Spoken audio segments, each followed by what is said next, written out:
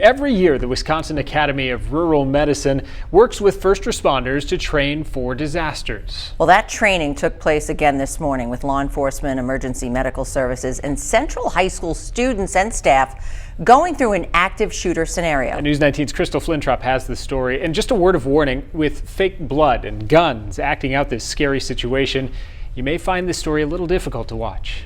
3 to 4 shots from 334. North side of the building.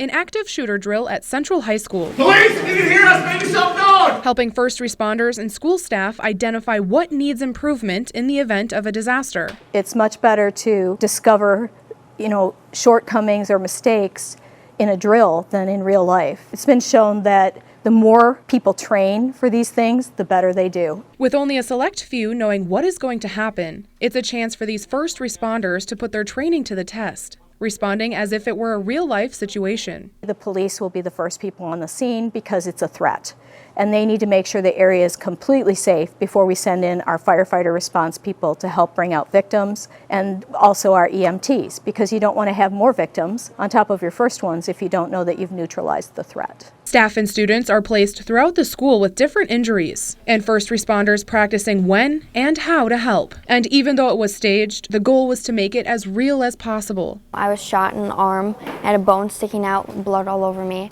And I was alone in a classroom that I crawled into, and so I had to yell out for help, and that was just it was a super scary feeling, just thinking about how that would actually be in a real scenario when your friends are yelling to see if you're okay, and you also don't know where half of your classmates are and your teachers too. When it's over, they've learned what they can improve on. We always come out of these and we have a communication that we find we can improve on. So we discuss that and we learn from it. And what went well was the basics for the fire and rescue personnel. A rescue task force policy or procedure that we have.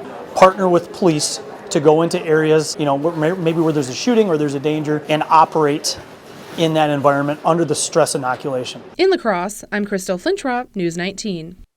Now, this isn't the only scenario they plan for, of course. And these agencies are planning a similar disaster training for next year that will include more components.